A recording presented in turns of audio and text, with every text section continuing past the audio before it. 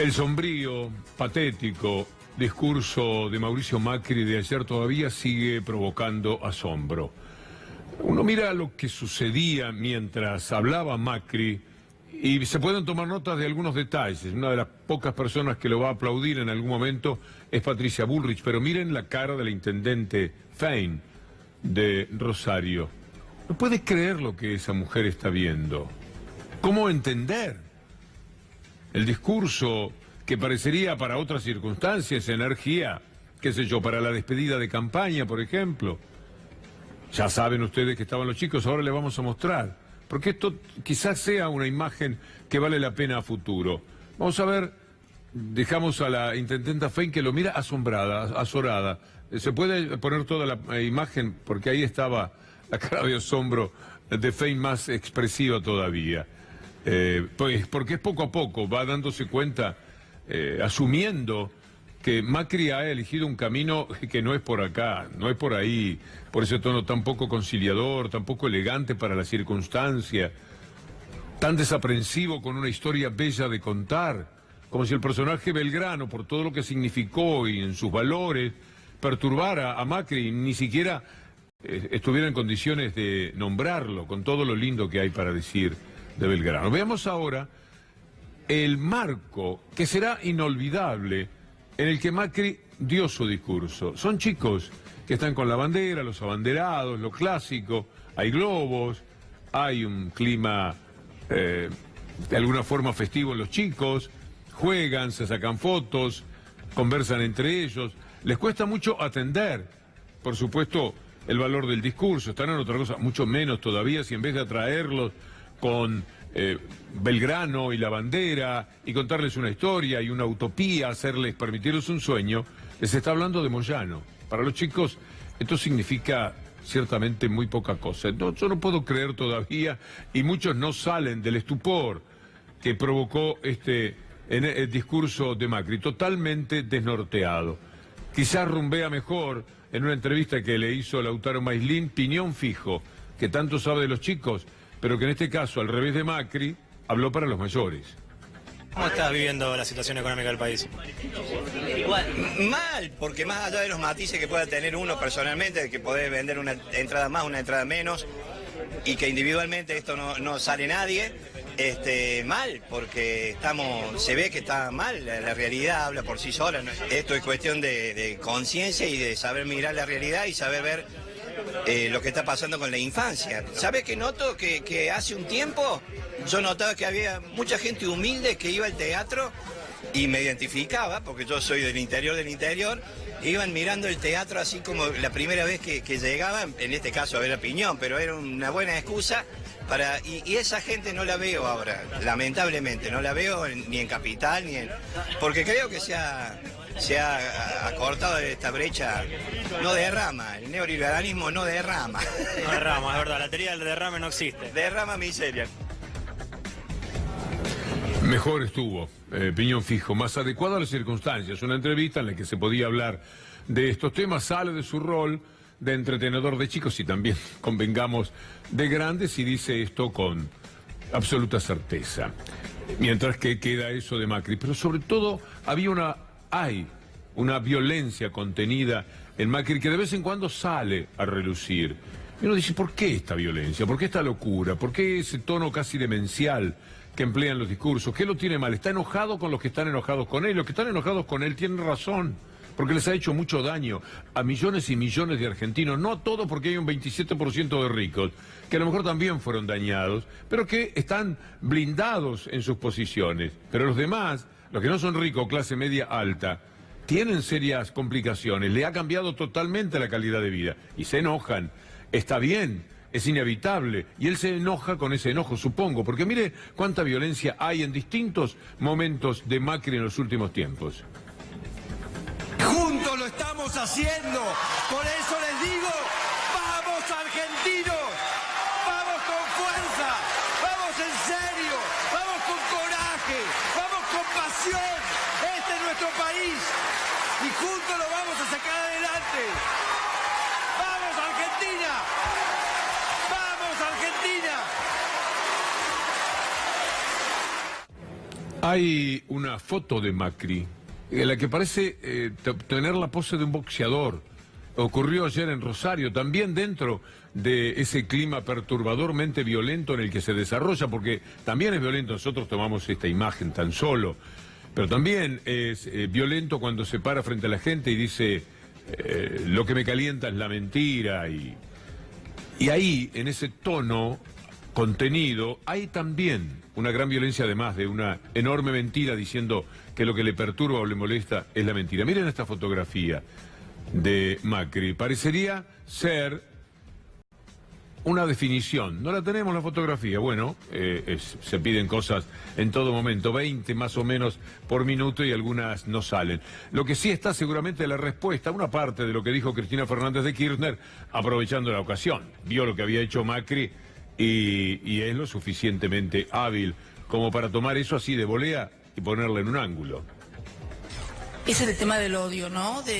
Bueno, hoy mismo aquí en Rosario, hoy 20 de junio, Día de la Bandera, ¿no había otro tema para tratar?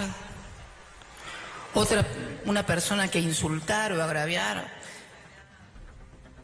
¿Era necesario en un colegio rodeado de chiquitos insultar a un gremialista que, por otra parte, es el mismo gremialista que estaba con él el 17 de octubre del 2015, cuando inauguraron un busto de Perón?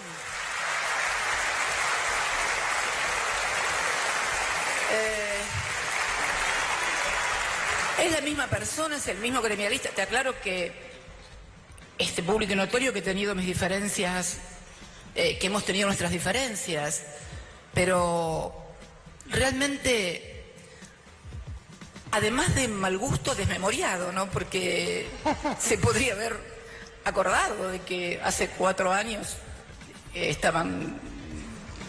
lo invitó a inaugurar y él fue, no le pareció en ese momento tan malo ni tan bueno. En fin, no voy a repetir ningún adjetivo. Pero no es Macri solamente violento, todo el gobierno en general tiene ese comportamiento sobrador, provocador, llevándose todo el mundo por delante, no dando explicaciones, manejándose con consignas, con viejas e insostenibles acusaciones sobre los demás y sin mirar jamás las muchas acusaciones que van a llover después de octubre o de diciembre si cambia el gobierno. Seguramente van a llover, porque incluso hasta los periodistas que los han acompañado se van a dar cuenta que así no va. Los mismos que han ayudado tanto para que Macri esté donde está. Quiero mostrarles a ustedes algo que es perturbador también por lo violento. Es una noticia que para ustedes puede pasar inadvertida. Tiene que ver, está en página 12 de este momento, el ajuste llegó a la campaña. Ese es el título. Es un decreto que reduce la publicidad gratuita. Y esto, por supuesto, perjudica a los partidos más chicos, porque esa publicidad le permite a los sectores políticos más débiles, a los que no tienen tanto dinero para gastar, a los que no tienen empresarios detrás, para que les pongan el dinero, aparecer en los canales. Reducen eso, porque ellos tienen más del 90% del servicio, porque es un servicio ya periodístico, del gobierno, lo tienen todo el andamiaje a favor, empezando por la parte mafiosa de ese periodismo oficialista que ellos tienen. Así que ellos están súper protegidos, le van a dar a la participación en todos los programas cuanto quieran. Los demás no, los demás tienen que valerse de la publicidad gratuita que el gobierno tiene que dar. La redujeron. Entonces achican las posibilidades de los demás. Eso es violencia. Es sostener a todos los dirigentes políticos que quieren promocionar lo suyo, que los vean, que aparezcan sus nombres, a la oposición también, someterlos a algo que es arbitrario. Ellos saben y lo hacen igual, tranquilamente, sin ningún tipo de problema. Son desafiantes, provocadores, necios. Y así yo creo que después no se quejen de que lo que reciben es la imposibilidad de plantarse el Día de la Bandera, hablar de Belgrano en el Monumento a la Bandera y tener que refugiarse en un club para poder hacer el discurso, sin siquiera poder completar la capacidad de ese club, y después lanzado a los disparates que acabamos de escuchar. Hablando de disparates, me parece que también vale la pena recordar lo que se ha dicho en ahí está la fotografía. Ahí tienen el Macri boxeador. Este es el Macri que parece estar, por supuesto que esto es una toma, él no se planta de esa manera, pero hay algo en él que tiene este comportamiento. Y desde ese lugar tira un uppercut, un directo, un gancho, pega y pega, en el disparate. Lo hace, por ejemplo, con frases, él o el resto del gobierno como estas. Vale la pena, ¿eh? Mira que todavía la inflación no está jugada la inflación del año. Nos acordate que en estos meses estamos teniendo acomodamiento de precios regulados, o algunos precios como era la carne que estuvieron atrasados y de alguna manera corrigieron. Argentina es un país con una estructura mental inflacionaria. A la patota del transporte. La Argentina tiene el costo de transporte más alto de toda la región. Es producto de privilegios acumulados en forma ilegal, en forma arbitraria, por el señor Hugo Moyano y Pablo Moyano. Sí, ellos apuestan a ganar en primera vuelta, ¿no? Sí, está bien que apuesten. Para usted es imposible. Es imposible, por suerte, porque si no me estaría por tirar de la silla o del balcón. Desde que revolvimos al fondo, el dólar aumentó el doble, la inflación prácticamente también se duplicó en un año, el 50%. ¿Considera que aún sigue siendo válido que el Fondo Monetario Internacional controle la economía argentina? El Fondo Monetario no controla la economía argentina, el gobierno argentino está implementando su programa de gobierno y el Fondo Monetario está contribuyendo con financiamiento para sostener ese programa. Estamos ratificando ese rumbo con convicción, con firmeza, como que es el camino correcto. Y que esté costando más, que lleve más tiempo, no significa que no lo estemos haciendo, sino que significa que vamos en serio, que esto es a conciencia y que por primera vez en décadas estamos haciendo lo que había que hacer. Es increíble cómo se comportan. Vamos a ver un poco lo que ya mostró Julia Estrada, pero a mí me interesa también para el análisis en la columna. Después de todo lo que usted escuchó de Brown, de Sica, de Macri, faltaba un Duhovne allí también señalando algún disparate. La inflación de los alimentos en la primera quincena de junio. En la primera quincena de junio, 2.6. Si se mantiene ese promedio, 5.2. Los alimentos, que es lo que consume el sector medio y los más desfavorecidos en la economía de un país. Miren la desocupación, tomando el 64% de la población, esa cifra grande, pero haciendo la proyección natural, 2.090.000 trabajadores y trabajadoras están desocupados.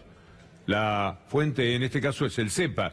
El INDEC habla de 1.961.000. No hay distancia casi con lo que dice el CEPA, pero sepa, antes de ver la próxima placa, que para el final del año serán 2.600.000 desocupados. Entonces, si esa es la realidad del trabajo en el país, ¿de qué está hablando esta gente que acabamos de escuchar? Mire nuevamente el aspecto que se desprende de todo esto, que es una vida del trabajador, que yo le completaría, antes de que usted mire ese número, diciéndole que el 58% de los trabajadores en la República Argentina están por debajo de la línea de pobreza. No pueden sacar la familia a flote, ponerla por encima de la línea de pobreza. Y ahora mire cómo la va. La pregunta es si se podrá superar esa línea de pobreza y cómo lo van a hacer si la economía no para de caer. Y ellos siguen diciendo que el Fondo Monetario Internacional lo manda, que vamos por el buen camino, que todavía no se nota, pero ya van a ver, en el caso de Macri o de Sica, que estamos... Nada es verdad. Entonces, ¿de nada se dan cuenta? No, siempre apelan al engaño. Ellos creen que teniendo el 90% del periodismo, del cual una buena parte es un periodismo mafioso que se robó todo, alcanza para seguir mintiendo a la gente. Pero esta realidad, mire lo que es el consumo privado, 10,5 ha bajado el consumo privado de un trimestre al otro, de un año al otro. El consumo público, 0,2. Las exportaciones, 1,7. No cambian mucho, ¿no? Y mire la inversión. 24% menos. La inversión no es tan baja desde el año 2005. Algunos dicen 2010, pero para mí, en las cifras que yo estuve tratando de revisar modestamente, me daba que era desde el 2005 que no había una inversión tan baja. Quiere decir que en el anterior periodo había más inversiones que en este. ¿Y dónde está entonces la lluvia de inversiones? Que apenas ellos apareciesen, Iba a venir todo el mundo a invertir. Vinieron a llevarse la plata, todavía se la están llevando, Levac, Lelic, lo que sea. Las Lelic que son tan solo para ellos, para los más privilegiados. Mire la inflación mayorista, que después tiene su rebote. La acumulada, preste la atención, 5% en mayo, bien, pero el acumulado es del 68%.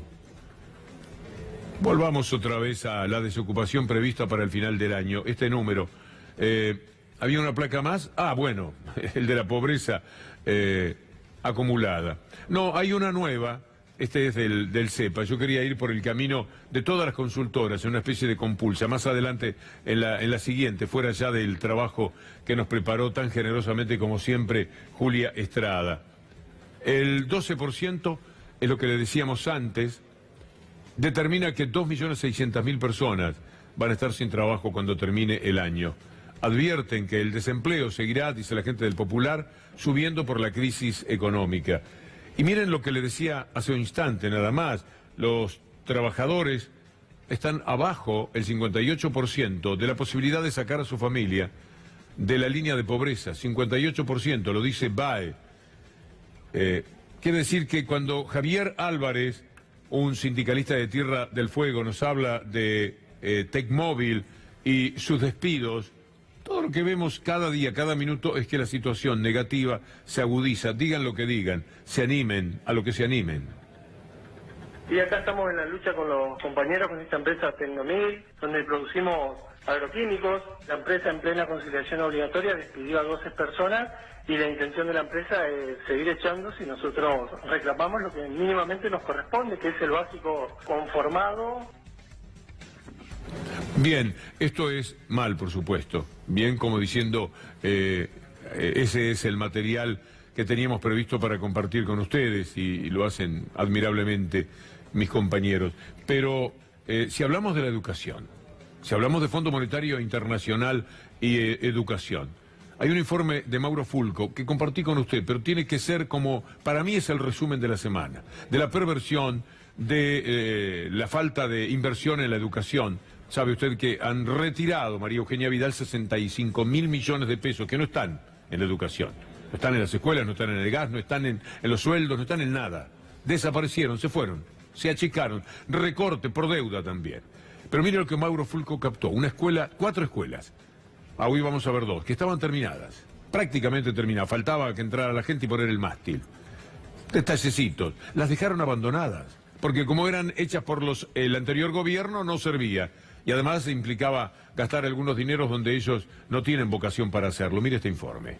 ¿Estás al tanto de qué le falta a esta escuela? Porque yo me asomé y está bastante entero por dentro. ¿Qué le estaría faltando? Técnicamente desconozco qué es lo que le falta a la construcción, pero si lo vemos visualmente se observa que está bastante avanzada y bueno, supongo que en algún momento esto congestiona. Lo que me importaba era mostrarle la escuela, con todo respeto por el entrevistado. Ve ahora qué sucedió con la misma escuela, qué fue ocurriendo ante la mirada desesperada de los vecinos que habían soñado que iban a tener escuela y ahí iban a ir a mandar a los chicos, 500 chicos podrían ir ahí. Veámoslo.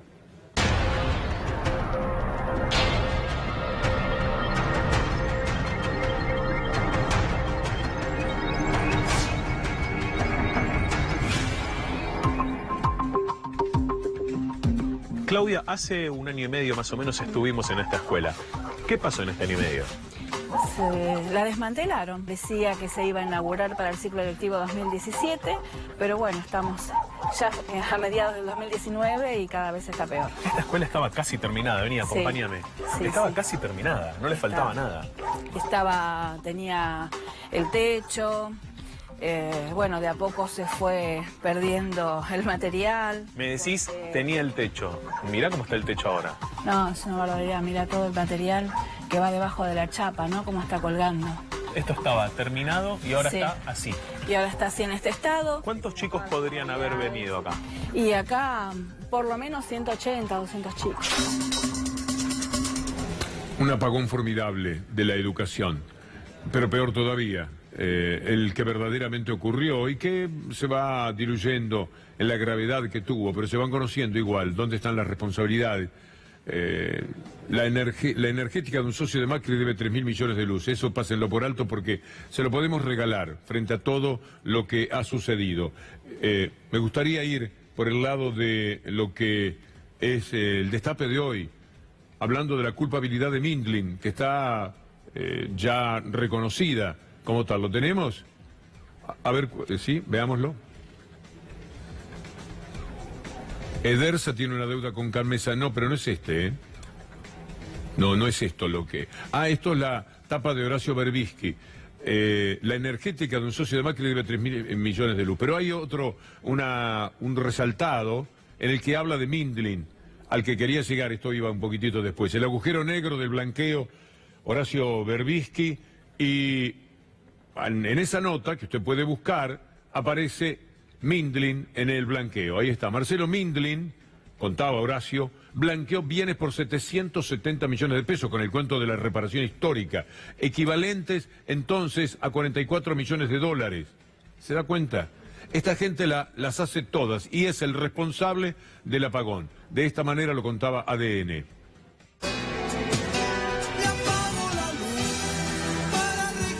¿Sabes por qué te quedaste sin luz el domingo? Culpa de Transener. ¿Y qué es Transener? Transener era una gran empresa estatal que llevaba la energía eléctrica desde las grandes centrales hasta las distribuidoras provinciales. La historia reciente cuenta que Menem en 1993 privatizó esta empresa y la dejó en manos de intereses extranjeros. En 2006, parte de Transener pasó nuevamente a manos del Estado y el resto a la empresa Electroingeniería. Pero en 2016, Macri decidió reestatizar la empresa corriendo Electroingeniería del negocio. Luego, el presidente autorizó el tarifazo y con el aumento exponencial de las tarifas, Transener pasó a tener ganancias multimillonarias. Una vez que Transener se volvió una mina de oro, Mauricio decidió venderla al empresario que casualmente le había comprado IEXA 2 años atrás, Marcelo Mindlin. Este y otros burdos negocios cruzados levantaron la sospecha de que Mindlin era el testaferro preferido de Macri. Es tan evidente todo que no vale la pena repetir cómo Mindlin se quedó con la explotación y exportación de gas en la Argentina, luego con el negocio del petróleo y también con el de la energía eléctrica. Desde que Macri es presidente, Mindlin genera, transporta y distribuye la energía de todos los argentinos. Ese señor, tan amigo de Mauricio, ganó 6.000 millones de pesos con los tarifazos y es, junto con el presidente, el máximo responsable del apagón que sufriste el domingo. Confirmación de nuestros amigos del destape de hoy. Sin luz, el gobierno ya tiene un informe, ya lo tiene, que culpa a la empresa de Mindlin, el amigo de Macri, aquel al que Macri, así como a su familia, le permitió con un decreto traer esa cifra escandalosa que le mostrábamos en aquella nota de Horacio Berbisky, que fue la que destapó cómo a la AFIP había venido la información de lo que habían lavado, blanqueado los hermanos, la familia y los amigos de Mauricio Macri. ¿Cómo lo hacen? ¿Cómo lo han hecho? ¿Cómo fue posible que esté esta gente a cargo de nosotros, tan corruptos, tan mentirosos, pero que además le han quitado a la gente hasta las ganas de vivir en muchos casos? ¿Cómo llegaron a esto? Llegaron con un periodismo que no paró de mentir, que opacó por completo la democracia, pero lo siguen haciendo todavía, lo siguen intentando, y no tienen ningún tipo de problemas en jugar su prestigio. Bien ganado en algunos sectores, pero no vale si hay mentiras. Usted puede opinar lo que quiera de cualquier periodista por lo que piensa. Por supuesto, uno sabe a lo que se expone cuando opina, y está bien si usted piensa lo contrario y tiene argumentos, pero lo que no está bien es mentir. Y esto es raro. Lo que ha pasado en este tiempo es que periodistas con trayectoria se entregaron a la mentira, porque era mentira esto que dijo Morales Solá en la tapa de La Nación. Se jugó en la tapa de La Nación. Puso su nombre, su apellido, su prestigio, sus años, para decir que López declaró que los dólares del convento eran de Cristina. El ex secretario de Obras Públicas le dijo al fiscal Stornelli y al juez Bonadío: usted lee esto en la tapa. Déjala un momentito más, señor director. Usted lee esto en la tapa. Está ya envenenado de muchos años de tanta mentira. Ve quién es el que firma, porque esto es lo lo tremendo, lo preocupante, lo angustiante, y termina por conceder que esto pueda ser verdad. Muy rápidamente se supo que lo que había dicho Morales Solá era mentira cuando se fue al expediente. No había dicho eso, pero ahora, mucho más rotundamente todavía, queda demostrada la mentira, la innecesaria mentira. Pero en la locura que hay respecto a Cristina Fernández de Kirchner, en aquel momento yo pensé, está bien, esto es bueno para Cristina Fernández, porque si esto es lo que tienen, necesidad de salir a mentir en algo tan pero tan grave, en la tapa de La Nación, un domingo, y con la firma de uno de sus 2 o 3 periodistas más importantes, es porque no tienen nada. Si no, no lo harían. Pero no todos pueden hacer esa lectura, y mucho menos los envenenados seguidores de cierto sector del periodismo. Bueno, mire lo que pasó ahora. El juez que condenó, esto también lo cuentan los amigos del Destape Radio en este caso, el juez que condenó a José López confirmó que el dinero era de él, el juez, Grunberg, Adrián Grunberg, y desmintió la versión que lo vinculaba. Es el juez que estaba en el tribunal que juzgó a López. ¿Lo podemos escuchar? Y tuvimos por probado que efectivamente el exsecretario de Obras Públicas, José López, tenía en su poder ese dinero, el famoso dinero de los bolsos, y lo hemos condenado por enriquecimiento ilícito. De esos casi 9 millones, solamente había $100.000 que estaban empaquetados, digamos, de una manera, precintados con las fajas de la Reserva Federal de Estados Unidos, o sea, se sabe que provenían de Estados Unidos, ¿sí? Entonces, con respecto a esa porción del dinero se intentó investigar, el juez Rafecas lo intentó en la instrucción de la causa, no logró tener exactamente la procedencia, el dato de la procedencia. Desmentida total y definitiva, pero ¿qué hacemos con aquella tapa? Con aquello que la gente creyó. Al otro día lo dejaron pasar cuando salió la desmentida, porque se pudo leer el expediente, pero ¿cuántos llegan a eso? Esa tapa pasó por todos los canales que a la mañana anuncian la información. No son los 150.000 ejemplares que venderá La Nación, no. Son millones de personas que se van sumando. Usted va haciendo zapping. Las tapas de los diarios de hoy le dicen, a veces angelicalmente, y muestran las tapas y las leen. El que leyó esto no es solamente el lector o el cómplice de La Nación. Es muchísima más gente que puede estar preparada para saber que todas estas cosas son mentiras, pero puede que no. Que para lo que está preparada es para creer, para meterle más veneno al cuerpo. Así fue como pudieron cambiar un gobierno. Así es como quieren sostener ahora a este gobierno. Es muy indignante, es muy doloroso, porque esta es una profesión maravillosa. No en todas las profesiones se puede ser ético. Ético en el sentido no de no cometer errores. Ético en el sentido de no mentir, de jugar su opinión tratando de argumentarla con toda la fuerza que sea posible, pero no en base a la mentira.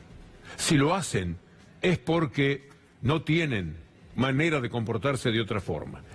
Es muy triste señalar esto porque ya es tarde, ya es 3 años y medio tarde para todo lo que mintieron antes. Eso sí, es 6 meses antes de poder evitar que las nuevas mentiras nos lleven a un nuevo y tremendo error. Vamos a seguir con el señor Leonardo Sbaraglia, nada menos. Qué gusto me da, así que voy a ser bien respetuoso de los tiempos. Vamos con Agustina e inmediatamente tras la pausa, uno de nuestros artistas más queridos, más capaces, más talentosos, y que tiene un espectáculo. Todos piensan en Almodóvar, piensan en Acusada. A mí me gustó muchísimo El Territorio del Poder, que es de teatro, y ahí hace una cosa muy, muy grande, reflexionando sobre el poder, y no necesariamente desde un lugar político, desde un lugar de grandeza teatral. Seguimos con Agustina.